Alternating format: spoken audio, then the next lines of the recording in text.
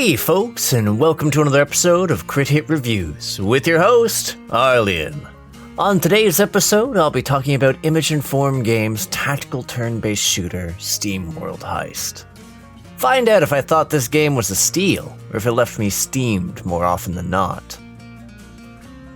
SteamWorld Heist puts you in the role of Piper Faraday, a steambot captain trying to do her best to get by at the edge of galactic civilization.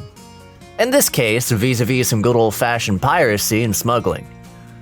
Unfortunately, things haven't gone so well lately, what with most of her crew being taken apart by rampaging rabid robo-cannibals. It makes sense in the context. Leading to a quest to not only rebuild their crew, figuratively, not literally, get a sweet haul of loot, and maybe get even with their antagonists. I mean, sure, things get complicated, but then they always do. Intro aside, I really do find the flavor of the game charming as heck. It continues building on the lore and world elements established in SteamWorld Dig, making even the weirdness of chasing after water as loot seem reasonable as anything else. I also really dug the way it just embraced being campy as heck, like the cutscenes, which stylistically give off an impression of old-school radio dramas during their narration. The overall story is a lot of fun too, though there were a few moments that I found myself wishing that I could see them again after clearing a stage. I also found it really neat that as you gather more characters onto your ship, they'd interact with each other during the story moments, whether they were the ones from just advancing through the game, or the story-specific excerpts that crop up as you level up your companions, or touch base with them after you finished a mission where they died. It's a genuinely neat touch, and also brings up some interesting information about what the impact of, air quote, death means to the bots. And you will probably end up getting intimately familiar with the occasional bot getting beaten up, given that SteamWorld Heist is a fairly challenging entry in the series. Stylistically, it's a turn-based shooter that tasks you with invading ships and strategically emptying them of opposing crew members and ill-gotten loot. And honestly, it can be genuinely challenging because more often than not, you're opposing larger forces than your own, and thus need to rely on best using the layout of the ship to confront your foes. Rushing blindly can and will end up with you being overwhelmed, yet there's also stages in the game which boast an alert timer which sees gradually escalating reinforcements and other complications pouring in as time goes by. And the fact that plenty of the game's stages are randomized means you can't strictly rely on memorizing a layout to pave the way to victory either. Thankfully, you can toggle the difficulty of the game freely, something I gratefully embraced given I initially started on the highest difficulty for my first foray into the game, and, well, suffice to say it provided an incredibly challenging bit of opposition for the unprepared. And I was unprepared. Considering that a bot's demise during a mission results in them failing to gain any experience for that run, and a wipe reduces your total income by 50% at least on the harder difficulties, I did end up dabbling a bit to find what was my sweet spot. Which ended up just being a step below elite. Look, I learned my lesson, just not by much, since I was still getting some of that sweet, sweet challenge, and some bonus experience, but also found myself with enough leeway to not throw away an entire run if I missed a shot.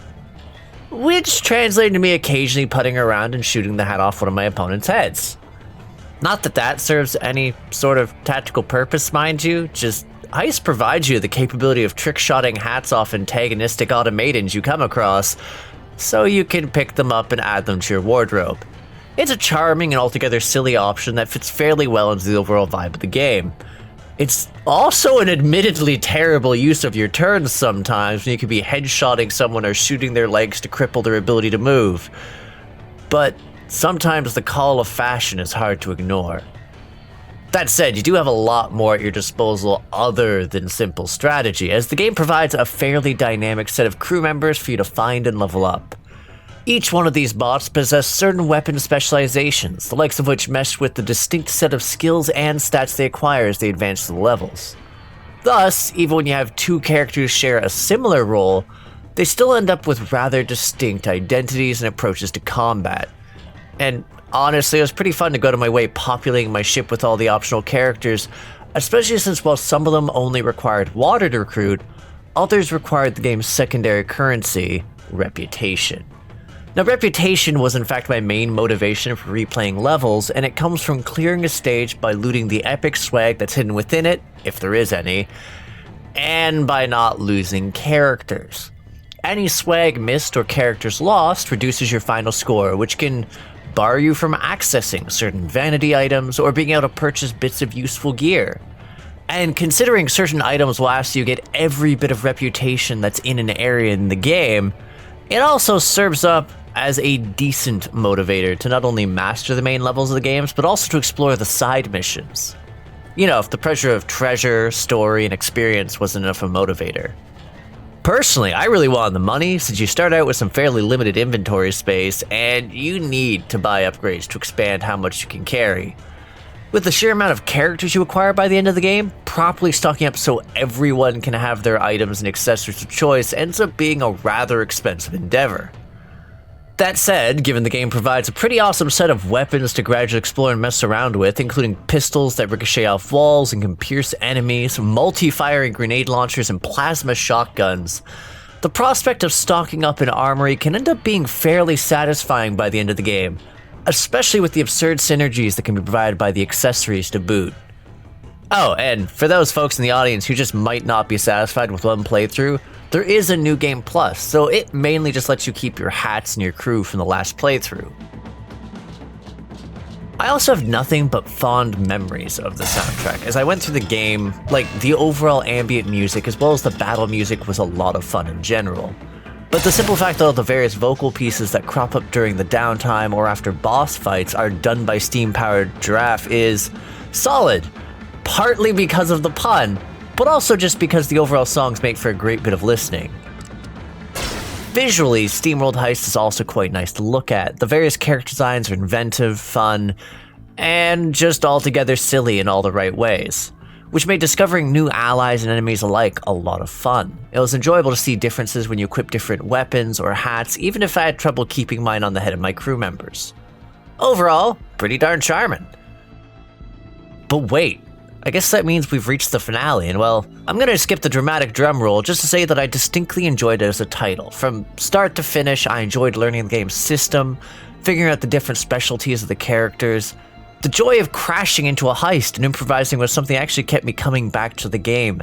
And also that actually went out of my way to buy the DLC just so I'd have a lot more lore and levels to dinker around with. Also, the character you get for the DLC is really nifty.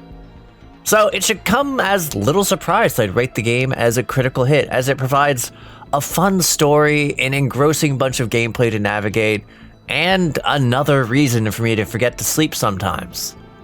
Anywho, thanks for tuning in. If you agree, disagree, or just have something to say to me, feel free to comment. And for those interested in more indie game reviews, developer interviews, podcasts, or Monday TTRPG content, hit the subscribe button and the bell so you know when there's a new release. There's also a Discord. You can click the link in the banner or the description to become a part of our community, the Crit Hit Cauldron. Lastly, if you'd like to help support the channel, we do have a Ko-fi running now to help supplement funds for our lovely editor, Jack, and to make sure we can continue to provide quality content. Again, check the description and the banner for dem links. Anywho, I'll catch you on the next episode of Crit Hit. Take care till then, folks.